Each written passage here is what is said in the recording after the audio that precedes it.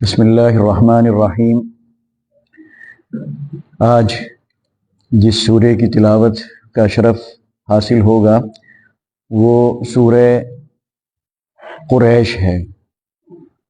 اس سورہ کا جو آغاز ہوتا ہے اس کی پہلی آیت میں لفظ قریش آیا ہے، اور اسی لفظ کے اس سورہ میں آنے کی وجہ سے اس سورہ کا نام قریش پڑ گیا۔ اس سورہ کو سمجھنے کے لیے اس تاریخی پس منظر کو بھی سمجھنا ہوگا جس ماحول میں اور جن حالات میں یہ سورہ نازل ہوئی۔ مکے کا وہ ماحول جو نبی علیہ الصلوۃ والسلام کی بعثت سے پہلے کا تھا وہ ہم سب کے سامنے ہے۔ اس موقع پر نبی علیہ الصلوۃ والسلام کی بعثت ہوئی، اور وہ کعبہ جو 360 بتوں کا گویا مرکز بنا ہوا تھا، ان بتوں سے اس کعبے کی صفائی ہوئی۔ لیکن اس سے پہلے بت پرستی تھی، شرک تھا، اور لوٹ مار تھی، قتل و غارت گری تھی، رہزنی تھی۔ آدمی نہ دن میں محفوظ تھا اور نہ رات میں محفوظ تھا۔ آنا جانا نکلنا یہ سب مشکل تھا۔ جان ہر وقت خطرے میں، چوری کا ہر وقت خطرہ، ڈاکے کا ہر وقت خطرہ، لوٹ مار کا ہر وقت خطرہ تھا۔ دوسرے مکے کا جو علاقہ تھا وہ بالکل بے آب و گیا تھا، پہاڑی علاقہ تھا، پہاڑ بھی خشک، بارش ہوتی نہیں تھی، پانی کی خاطر جنگیں ہوتی تھی، کئی سال وہ جنگیں چلتی تھیں، پانی کی اتنی قلت، پانی بالکل ناپید تھا، کوئی کھیتی نہیں، کوئی باغ نہیں، غلے کا کوئی امکان نہیں کہ وہاں پیدا ہو سکتا ہے، درخت تیار ہوں ان میں پھل لگیں اس کا تصور نہیں۔ اب آدمی ایسے میں کیا کھائے گا، کہاں سے کھائے گا اور کیسے کھائے گا؟ جان کے لالے پڑے رہتے تھے۔ اونٹنیاں تھیں، انہی کے دودھ پر گزر بسر ہوتی تھی، انہی کی کھال ان کا سب سے بڑا سرمایہ تھی۔ یہ اس وقت حالات تھے، اور یہ وہ قوم تھی جو اتنی بدحالی کی زندگی گزار رہی تھی، نہ پہننے کے لیے کپڑے، نہ کھانے کے لیے ڈھنگ کا غلہ، نہ بچھانے کے لیے بستر، اور نہ مکان ڈھنگ کے کہ اس میں وہ رہ سکیں۔ کسی بھی طرح کی کوئی سہولت ان کو حاصل نہیں تھی۔ یہ سب ذہن میں رہنا چاہیے، تب سمجھ میں آئے گا کہ اللہ تعالیٰ جو جن دو نعمتوں کا تذکرہ کر رہا ہے، جن دو بڑے احسانات کا تذکرہ کر رہا ہے جو اس نے قریش پر کیے، تو وہ احسانات اور وہ نعمتیں اسی وقت سمجھ میں آئیں گی جب اس وقت کا ماحول ہمارے سامنے ہو، جب وہ نعمتیں حاصل ان کو نہیں تھیں، جب وہ سہولتیں ان کو حاصل نہیں تھی، جب وہ آسانی اور وہ خوشحالی ان کو حاصل نہیں تھی، تب نعمت کی قدر ہوتی ہے، تب اس احسان کا صحیح اندازہ ہوتا ہے، اور تب شکر ادا کرنے کا جذبہ پیدا ہوتا ہے۔ دوسری چیز جو سمجھنا ضروری ہے کہ اس میں قریش کا لفظ استعمال ہوا ہے۔ ہم میں سے بہت سے لوگوں کے ذہن میں یہ بات آتی ہوگی یہ قریش کیا ہے، یہ نام کہاں سے چلا، کیسے چلا؟ تو نبی علیہ الصلوۃ والسلام کے والد کا نام عبداللہ، ان کے والد کا نام عبد المطلب، ان کے والد کا نام ہاشم، ان کے والد کا نام عبد مناف، عبد مناف کے والد کا نام قصی بیٹے کس کے؟ کلاب کے، وہ بیٹے کس کے؟ مرہ کے، وہ بیٹے کس کے؟ کعب کے، کعب بیٹے کس کے؟ لوئی کے، اور وہ بیٹے کس کے؟ غالب کے، اور غالب بیٹے کس کے؟ فہر کے۔ اب یہ جو اتنے جو میں نے نام لیے اس سے یہ صرف اس لیے لیے تاکہ قریش کے بارے میں کچھ باتیں سمجھی جا سکیں۔ روایات دو طرح کی ملتی ہیں، ایک نام یاد رکھیے فہر اور ایک نام یاد رکھیے قصی، ایک نام یاد رکھیے ہاشم۔ ہاشم نام نہیں ہے، ہاشم لقب ہے، اصل نام ان کا تھا عمرو۔ ٹھیک، ایک مثال علی رضی اللہ تعالی عنہ نام ہے، اسد اللہ کیا ہے ان کا لقب ہے۔ اسد کیوں کہا گیا ان کو؟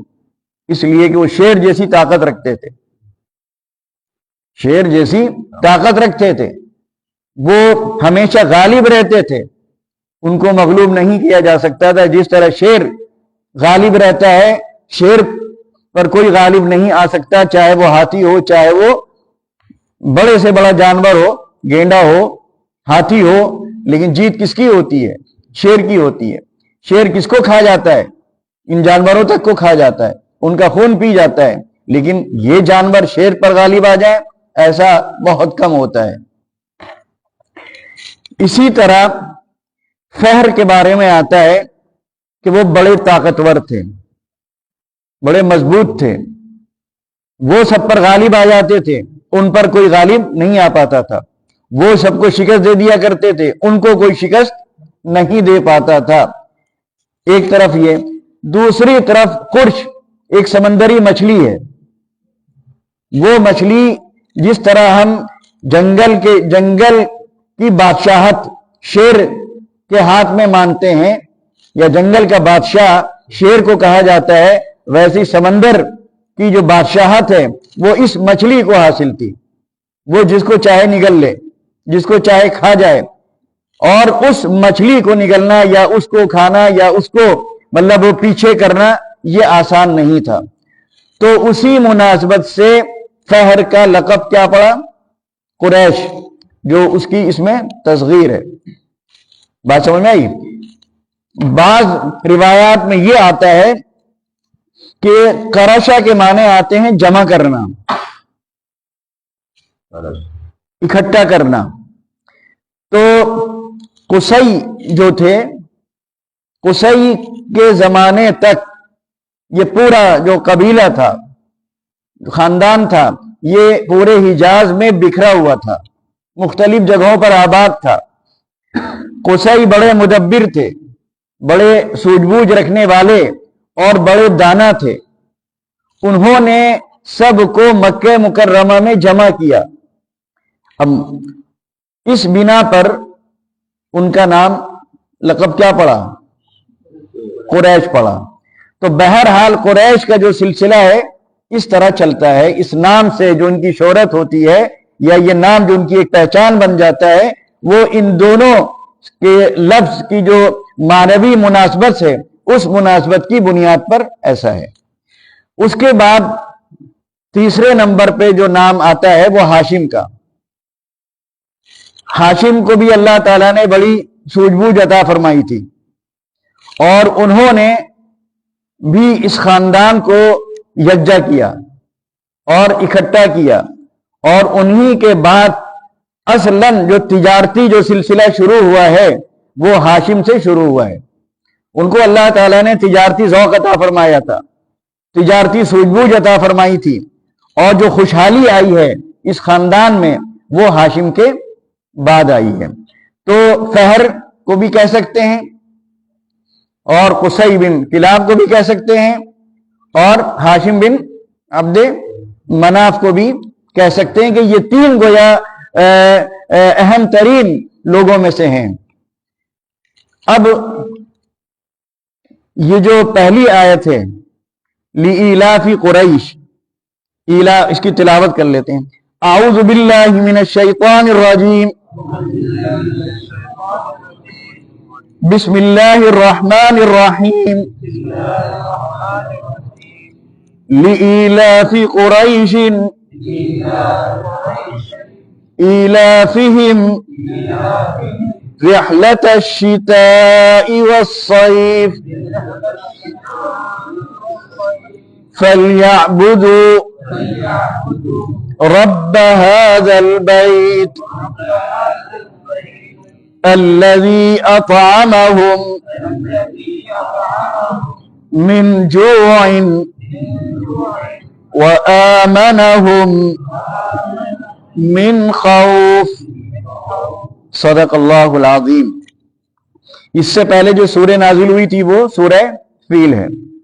وہ واقعہ آپ سب کے علم میں ہے، کس طرح ابرہہ نے چڑھائی کی، 60,000 اس کے ساتھ اس کے فوجی تھے، پھر کس طرح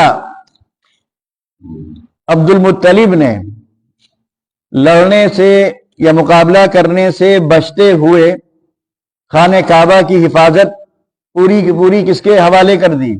اللہ تعالیٰ کے حوالے کر دی۔ اچھا، ذہن میں یہ بھی رہے کہ خانہ کعبہ میں 360 بت ضرور تھے، لیکن اس کو بیت اللہ کہا جاتا تھا، بیت الالہہ نہیں کہا جاتا تھا۔ کیا کہا جاتا تھا؟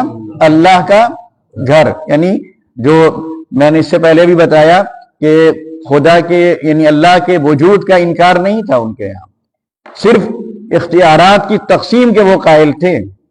خانہ کعبہ کو اللہ کا گھر ہی کہتے تھے۔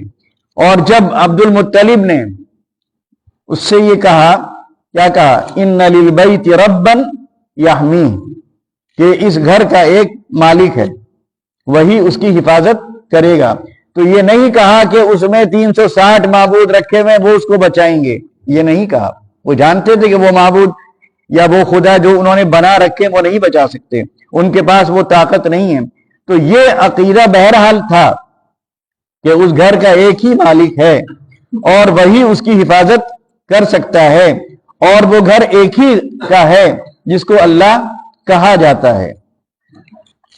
اب یہ ساری چیزیں ذہن میں رہیں۔ اب دیکھیے یہاں پر اس پہلی آیت میں کیا کہا جا رہا ہے۔ پہلا احسان تو اللہ تعالیٰ نے یہی کیا کہ اگر خانہ کعبہ ڈھا دیا جاتا اور مکے کی وہ مرکزیت ختم ہو جاتی تو قریش کہیں کے نہ رہتے۔ قریش سے پہلے یعنی یہ بھی روایات میں آتا ہے کہ قصی بن کلاب سے خانہ کعبہ کی نگہبانی، اس کی پاسبانی یا اس کی حفاظت یا اس کی نگہداشت اس خاندان کے یا اس قبیلے کے ہاتھ میں آئی تھی۔ اس سے پہلے مکے میں کنٹرول تھا بنو خزاعہ کا، ان سے پھر اقتدار ملا کس کو؟ قصی بن کلاب کو۔ اب یہ جیسے میں نے بتایا کہ مکے میں کچھ نہیں پیدا ہوتا تھا، چھوٹی موٹی تجارت ہوا کرتی تھی۔ تجارت کو فروغ دیا کس نے؟ اس خاندان نے۔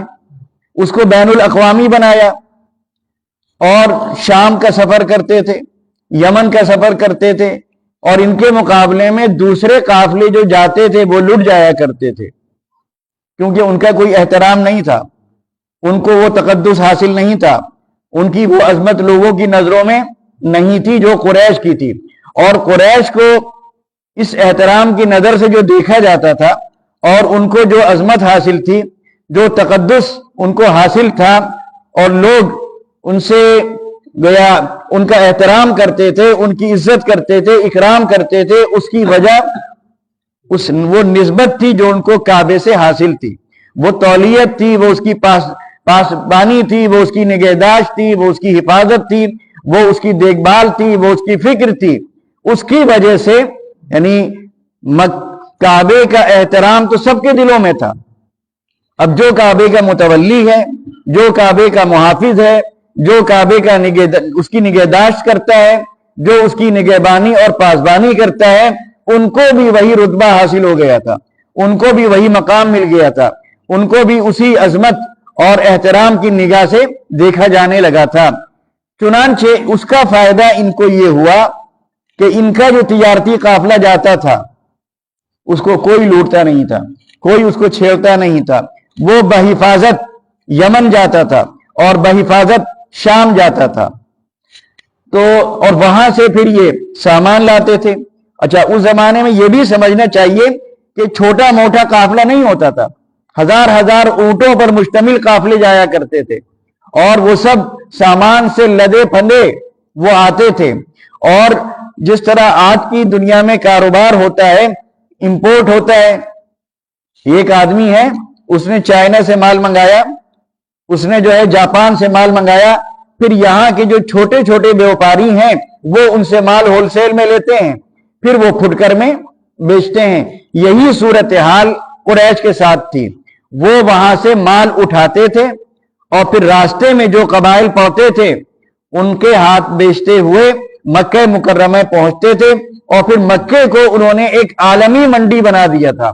ऐसी मंडी कि जहां, क्योंकि वहां हज के अय्याम में लोग आते थे, उम्रा करने आते थे, ज़ियारत करने आते थे, तवाफ करने आते थे, तो उनको वहां पर सामान मिलता था। तो एक बड़ी मंडी मक्का बन गया था और वो मक्के पे तसल्लुत और मक्के पर इख्तिदार किसको था? कुरैश को था। तो खुशहाली इनकी बढ़ती ही चली गई और पूरी तिजारत और पूरा कारोबार इनके हाथ में आ गया। छोटे बिजनेसमैन, छोटे कारोबारी, छोटे ताजिर इनसे माल लेते थे और उसका नफा भी किसको हासिल होता था? कुरैश को हासिल होता था। इन्हीं सब बातों की तरफ इशारा किया जा रहा है कि अल्लाह ताला ने कुरैश पर इतने एहसानात किए। ये जो तिजारत में जो सहूलत मिली, तिजारत को जो फरोग हासिल हुआ, आसानी के साथ माल यहां से ले जा रहे हैं चमड़े की शक्ल में और वहां से दूसरा माल खाने पीने की अशिया ला रहे हैं, तो इतनी आसानी के साथ उनकी जो आमद और रफ्त हो रही है, एक इलाके से दूसरे इलाके, एक मुल्क से दूसरे मुल्क, और फिर उतनी आसानी के साथ बहिफाजत जो तिजारती सामान आ रहा है, तो उसकी वजह सिर्फ और सिर्फ यही थी कि उनको जो ताल्लुक था किससे? खाने काबा से, और उनका जो एहतराम था उस पूरे इलाके, पूरे खित्ते में, उसकी वजह से ये काम उनके लिए मुमकिन हो सका था। वरना वो भी लुटते, उनका सामान भी लुटता, वो भी मारे जाते, वो भी रास्ते में अपनी जान गंवाते और वो भी हिफाजत के साथ ना अपना माल ला सकते थे, ना अपना माल ले जा सकते थे, ना अपने घर तक बहिफाजत पहुंच सकते थे। वो सारे मसाइल उनके साथ भी पेश आ सकते थे जो दूसरे कबाइल के साथ पेश आ रहे थे। अच्छा, जब दूसरे कबाइल लुटते थे तो वो पीछे हट जाते थे और वो फायदा भी किसको हासिल होता था? कुरैश को हासिल होता था।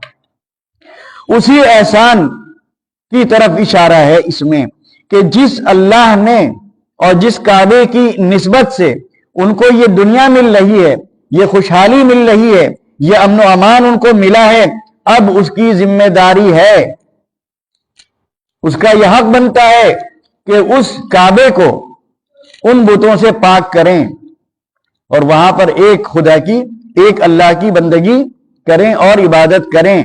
और इसमें इसका नतीजा भी बताया जा रहा है कि अगर वो ऐसा नहीं करेंगे, यानी जिस मकसद के लिए उनको यहां आबाद किया गया, जिस मकसद के लिए उनके लिए तिजारती सफर को आसान किया गया, जिस मकसद की खातिर उनको खुशहाली उनको अता की गई, जिस मकसद की खातिर उनको अमन व अमान मिला, अगर वो मकसद पूरा नहीं करेंगे तो ये नेमतें उनसे छिन सकती हैं। ये नेमतों की नाकदरी है। और गोया इसमें आज की जो वहां हुकूमत है, आज की जो वहां जिनको निगहबानी मिली भी है, निगहदाश्त मिली भी है, उनको भी ये पैगाम दिया जा रहा है कि तुम्हें भी जो इज्जत मिली, तुम्हें भी जो शोहरत मिली, जो मकबूलियत मिली, जो दौलत मिली, जो तुम्हें आसाइश और आसानी और राहत मिली है, वो उसी निस्बत की वजह से मिली है। और अगर तुमने ऐसे काम किए जो उस काबे की हुर्मत के मुनाफी हैं, उसके अदब के खिलाफ हैं, तो तुम्हारे साथ भी वही सब हो सकता है जो अल्लाह ताला ने यानी कहना चाहिए और कहना न भी चाहिए, लेकिन ये कि इसमें भी पैगाम है कि अब्रहा बेहुरमती करने के लिए आया था, उसके तकद्दुस को पामाल करने के लिए आया था। अल्लाह ताला ने क्या उसका हश्र किया। तो जो भी खाने काबा की बेहुरमती करना चाहेगा, उसके तकद्दुस को पामाल करना चाहेगा, वहां शरीयत के खिलाफ ऐसे काम करेगा जिससे उसकी हुर्मत पामाल हो रही हो, तो उसको भी अपना अंजाम और अपना हश्र समझ लेना चाहिए। ये सूरे, इसमें यह भी गोया एक वईद है कि जो भी ऐसा करे, अगर اس کا حق ادا کرتا ہے، اس کی عظمت کو برقرار رکھتا ہے، اس کے تقدس کو بحال رکھتا ہے، اور وہاں پر غیر اللہ کی پوجا یعنی اللہ کے علاوہ کسی کی پرستش کرنے سے سب کو روکتا ہے، اور اس کو توحید کا مرکز بنائے رکھتا ہے، شریعت کے مطابق اس کے ماحول کو بنانے کی کوشش کرتا ہے، تو وہ نعمتیں اور وہ احسانات، وہ برکتیں، وہ رحمتیں جو حاصل ہوتی رہی ہیں وہ ان کو بھی حاصل ہوتی رہیں گی۔ اور اگر وہ اس کے خلاف کوئی قدم اٹھاتے ہیں، اس کے خلاف کوئی کام کرتے ہیں جس سے اس کی حرمت پر آنچ آ رہی ہو اور اس کا تقدس خطرے میں پڑ رہا ہو، تو ان کا بھی حشر وہی ہو سکتا ہے جو ہر اس آدمی کا ہوا، ہر اس قبیلے کا ہوا جس نے خانہ کعبہ کے تقدس کو خراب کرنے کی یا تقدس کو پامال کرنے کی کوشش کی ہے۔ اب پہلی آیت اللہ تعالیٰ فرماتا ہے لِإِيلَافِ قریش، کہ قریش کی وابستگی کی وجہ سے، قریش کے تعلق کی وجہ سے، قریش کی انسیت کی وجہ سے، قریش کی توجہ اور دلچسپی کی وجہ سے اتنی بات کہی گئی۔ اب سننے والا سوچے گا کہ یہ الفت کیسی، یہ انسیت کیسی، یہ تعلق کیسا، اور کس سے، کیا مطلب ہے؟ وضاحت چاہے گا وہ، تو اب آگے اس کی گویا وضاحت ہے۔ لِإِيلَافِهِمْ رِحْلَةَ الشِّتَاءِ وَالصَّيْفِ، وہ تعلق، وہ وابستگی جو قریش کو حاصل تھا، یا وہ تعلق جو قریش کو تھا، یا جو انسیت قریش کو تھی، جو توجہ قریش کی تھی، جو کہنا چاہیے رشتہ قریش کو تھا، جو مناسبت قریش کو تھی، کس سے؟ گرمی اور سردی میں اپنے تجارتی اسفار سے۔ الف آلفا، جسے اوحشا، اوحشا کے معنی کیا آتے ہیں؟ اوحشا کے معنی یہ بھی آتے ہیں خالی ہونا، ویران ہونا۔ اوحشت الارض، زمین خالی ہو گئی، زمین ویران ہو گئی، زمین غیر آباد ہو گئی۔ اور اوحشا کے معنی یہ بھی آتے ہیں، جب اس کا متعدی آتا ہے، مفعول آتا ہے، اس کے معنی ہوتے ہیں ایسا بنا دینا کہ اس کو وحشت ہونے لگے، یعنی اوحشا زید عمرن، یعنی زید نے عمرو کو ایسا بنا دیا کہ اس کو وحشت ہونے لگی۔ وحشت انسیت کی ضد ہے، گھبراہٹ ہونے لگی، بیزاری ہونے لگی، دل اس سے اچاٹ ہونے لگا، یہ سارے معنی اس میں آ جائیں گے۔ اس کے مقابلے میں آتا ہے آلفا۔ آلفا معنی یعنی ایسا بنا دینا کہ الفت ہو جائے، تعلق ہو جائے، سمجھے آپ؟ توجہ ہونے لگے، دل لگنے لگے، مزہ آنے لگے، لطف آنے لگے، مانوس ہو جائے، یہ معنی آتے ہیں۔ تو یہ جو ہے ایلاف، لِإِيلَافِ قریش، یعنی قریش کے اندر تجارت سے جو مناسبت پیدا ہوئی، تجارت سے جو ان کا رشتہ مضبوط ہوا، تجارت کا جو انہیں خیال آیا، تجارت کا جو شوق ان کے اندر پیدا ہوا، تجارت سے جو ایک خاص تعلق ان میں آیا، اور وہ ایک تاجر قوم کی حیثیت سے دنیا میں متعارف ہوئی، یہ سب کس کی دین ہے؟ یہ کس کا فضل ہے؟ اللہ کا۔ آخر دوسرے قبیلوں کو یہ انسیت کیوں نہیں ہوئی؟ ان کو یہ تعلق کیوں نہیں ہوا؟ ان کو تجارت کی طرف اتنی توجہ کیوں نہیں ہوئی؟ اس لیے نہیں ہوئی کہ وہ تجارت سکون سے کر نہیں سکتے تھے، اطمینان سے کر نہیں سکتے تھے، وہ حفاظت سے ایک جگہ سے دوسری جگہ جا نہیں سکتے تھے، ان کو خطرہ تھا لوٹ جانے کا، ان کو خطرہ تھا مارے جانے کا، ان کو خطرہ تھا راستے میں دفن ہو جانے کا، تو وہ کہاں سے بیچارے تجارت کرتے؟ لیکن اللہ تعالیٰ نے اس خانہ کعبہ کی بدولت ان کو وہ ساری سہولتیں عطا فرمائیں، وہ ساری آسانیاں ان کے لیے پیدا فرمائیں، تجارت کے وہ سارے راستے ان کے لیے کھول دیے، وہ سارے دروازے ان کے لیے کھول دیے، تبھی تو ان کو تجارت سے یہ تعلق ہوا، تبھی تو یہ انسیت ہوئی، تبھی تو تجارت کی طرف ان کو یہ توجہ ہوئی، تبھی تو تجارت کو انہوں نے اپنایا۔ تو یہ سب اللہ کا فضل ہے، اللہ کی دین ہے، ورنہ دوسرے خاندانوں کی طرح، دوسرے قبیلوں کی طرح یا دوسرے قافلوں کی طرح یہ بھی کبھی تجارت میں کامیاب نہیں ہو سکتے تھے، اور تھک ہار کر یہ بھی مکے میں بیٹھ جاتے۔ اس کے بعد فرمایا اب یہ جو کہا کہ جاڑے اور گرمی، تو یمن گرم ملک ہے، شام سرد ملک ہے، تو جاڑے میں یہ جاتے تھے کہاں؟ یمن، اور گرمی میں جاتے تھے کہاں؟ شام۔ اچھا، دوسری چیز یہ بھی سمجھیے کہ یہ تو عام ماحول کا وہاں کا لوٹ مار کا، رہزنی کا، چوری کا، ڈکیتی کا، قتل و غارت گری کا، طوائف الملوکی کا، لیکن 4 مہینے ایسے تھے جس میں یہ سمجھوتا ہو جاتا تھا، مصالحت ہو جاتی تھی، کوئی کسی پر حملہ نہیں کرے گا، کوئی لڑائی نہیں ہوگی، کوئی قتل و غارت گری نہیں مچے گی، کوئی قافلہ نہیں لوٹے گا۔ تو ان 4 مہینوں میں لوگ آسانی کے ساتھ ایک جگہ سے دوسری جگہ جاتے تھے۔ اب آپ سوچ سکتے ہیں کہ 4 مہینوں میں دوسرے قافلے بھی جاتے ہوں گے، لیکن یہ سوچیے کہ یہ 4 مہینے کاہے کے تھے؟ ذی قعدہ، ذی الحج، محرم، یہ بقرعید سے پہلے کے کچھ دن ہیں، کچھ بقرعید کے بعد، تو اس میں تو حجاج آیا کرتے تھے، زیارت کرنے کے لیے لوگ آیا کرتے تھے، حج کرنے کے لیے لوگ آیا کرتے تھے۔ تو یہ 3 مہینے تو گزر جاتے تھے صرف آمد و رفت میں، کاہے کے لیے؟ حج کے لیے۔ اب حج کے ساتھ ساتھ، مناسک کی ادائیگی کے ساتھ ساتھ تجارت کرنا یہ کوئی آسان کام نہیں تھا۔ اب اس میں ان کے لیے تو بہتر یہی تھا کہ بھائی باہر سے لوگ آ رہے ہیں تو مکے میں بیٹھ کے سامان بیچیں۔ اب اگر اسی میں وہ نکل جائیں، یمن نکل جائیں، شام نکل جائیں، کیونکہ ماحول پرامن ہے، تو پھر یہاں بیچیں گے کیسے وہ؟ لیکن قریش کو یہ سہولت حاصل تھی کہ ان 4 مہینوں کے علاوہ بھی وہ کسی بھی مہینے میں جا سکتے تھے، کسی بھی دن جا سکتے تھے، تو ان کی تجارت سال بھر چلتی رہتی تھی۔ یہ سب اس لیے تھا کہ لوگ ان کا احترام کرتے تھے کہ یہ وہاں کے رہنے والے ہیں۔ یہ بھی آتا ہے کہ ایک قریشی بھی اگر جا رہا ہے اور قافلہ، یعنی وہاں جو رہنے والے، کیونکہ پہاڑی علاقے ہیں، پہاڑوں میں چھپے رہتے تھے، اچانک حملہ کرتے تھے، اچانک یہ سمجھ نہیں سکے کہ کون آدمی ہے اور حملہ کر دیا اور اس نے نام لے لیا، تو فوراً اس کو چھوڑ دیا کرتے تھے، کیونکہ سمجھتے تھے کہ یہ گویا پھر اللہ ناراض ہو جائے گا، اور یہ بھی سمجھتے تھے پھر مکے میں ہمارے لیے بھی جانا کیا ہو جائے گا؟ مشکل ہو جائے گا، لہذا ان کو خوش رکھنا ہے، ان کو اپنے سے جوڑے رکھنا ہے، ان کی حفاظت کرنا ہے۔ تو یہ اللہ تعالیٰ نے اس آیت میں فرمایا۔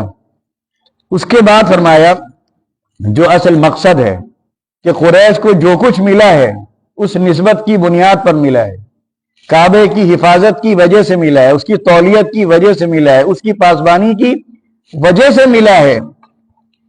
لہذا جب وہ ایک گھر ہے اور وہ کس کا ہے؟ ایک اللہ کا ہے، اور اسی اللہ نے اس گھر کو ابرہہ سے بچایا بھی ہے، تو فَلْيَعْبُدُوا رَبَّ هَذَا الْبَيْتِ، تو یہ 360 کو کیوں پوج رہے ہو؟ کیوں ان کے آگے ماتھا ٹیک رہے ہو؟ کیوں ان کے سامنے اپنی ضرورتیں رکھ رہے ہو؟ یہ تو نہیں بچا سکے تھے، ابرہہ سے بچانے والی تو وہی ایک ذات تھی، اور اسی ایک ذات کی طرف تم اس گھر کی نسبت بھی کرتے ہو، تو پھر اس کو چھوڑ کر ان کو کیوں پوچھتے ہو؟ ان کی عبادت کیوں کرتے ہو؟ ان کی پرستش کیوں کرتے ہو؟ یہ تو کچھ بھی نفع نہیں پہنچا سکتے، کچھ بھی نقصان نہیں پہنچا سکتے۔ لہذا فرمائے فَلْيَعْبُدُوا رَبَّ هَذَا الْبَيْتِ، لہذا اب تمہاری ذمہ داری ہے کہ تم اس گھر کے اس اکیلے یکتا رب کی عبادت کرو، بندگی کرو، اور اس کی پرستش پوجا کرو۔ آگے اس رب کی 2 صفتیں بھی بیان کی جا رہی ہیں۔ الذی اطعمہم من جوع، کہ جس نے ان کو کھلایا۔ تم اگر یہ سمجھ رہے ہو کہ تم اپنی تجارت کی بدولت کھا رہے ہو، اپنے جو سامان لاتے ہو بیچتے ہو اس کی وجہ سے تمہارے اندر یہ خوشحالی آئی ہے، تو آخر دوسرے قبیلوں کو یہ خوشحالی کیوں نہیں مل گئی؟ ان کے پاس دولت کی ریل پیل کیوں نہیں ہو گئی؟ یہ اس امن کے ساتھ، حفاظت کے ساتھ تم جو تجارت میں کامیاب ہو رہے ہو، وہ اسی کی نسبت ہے، اس گھر کی نسبت ہے، جس گھر کا مالک کون ہے؟ اللہ ہے۔ تو الذی اطعمہم من جوع، جس نے ان کو کھلایا بھوک کی حالت میں۔ یہاں کوئی غلہ نہیں ہوتا تھا، نہ گیہوں ہوتا تھا، نہ چاول ہوتے تھے، نہ دال ہوتی تھی، کوئی سامان، کوئی پھل نہیں، کوئی غلہ نہیں، کوئی کھانے کی ڈھنگ کی یہاں چیز نہیں، حتیٰ کہ پانی تک نہیں ملتا تھا آسانی کے ساتھ۔ اس طرح تمہاری زندگی گزر رہی تھی، صبح کھا لو تو شام کے کھانے کا پتہ نہیں، شام کو کھا لو تو صبح کے کھانے کا پتہ نہیں، لیکن اس بھوک کی حالت میں، بھوک کے ماحول میں، اس غربت تنگدستی کے ماحول میں پھر اس نے تمہیں کتنی خوشحالی عطا فرمائی، کتنی دولت تمہارے ہاتھ میں آئی کہ طرح طرح کے کھانے تم کھا رہے ہو، اور جتنا چاہ رہے ہو کتنا کھا رہے ہو، اور جتنوں کو چاہ رہے ہو کھلا رہے ہو۔ یعنی کھانا تو دور کی بات ہے، جتنے لوگ آتے تھے وہاں پر خانہ کعبہ زیارت کے لیے، تو ان کے کھانے کی، رہنے کی، ان کو پلانے کی ساری ذمہ داری کس کی ہوتی تھی؟ انہی لوگوں کی ہوتی تھی۔ تو اللہ تعالیٰ نے اتنا نوازا۔ وَآمَنَهُم مِّنْ خَوْفٍ، اور تم تو خوف کی حالت میں تھے، اس سے پہلے تم بھی لوٹتے تھے، تمہارے قافلے بھی لوٹتے تھے، تم بھی کہیں کا سفر تنہا نہیں کر سکتے تھے، تم بھی سکون کے ساتھ ایک جگہ سے دوسری جگہ نہیں جا سکتے تھے، لیکن اللہ تعالیٰ نے اسی گھر کی نسبت کی بدولت تمہیں امن و امان عطا فرمایا، یہ محفوظ جگہ تمہیں عطا فرمائی، بلکہ راستے تمہارے لیے اللہ تعالیٰ نے محفوظ کر دیے، جس جگہ سے تم گزر جاؤ وہ جگہ محفوظ ہو جاتی ہے۔ تو اب کیا اس کی ان نعمتوں کا اور اس کے ان احسانات کا یہ تقاضا نہیں ہے کہ تم اسی ایک کی بندگی کرو، اسی ایک کی عبادت کرو؟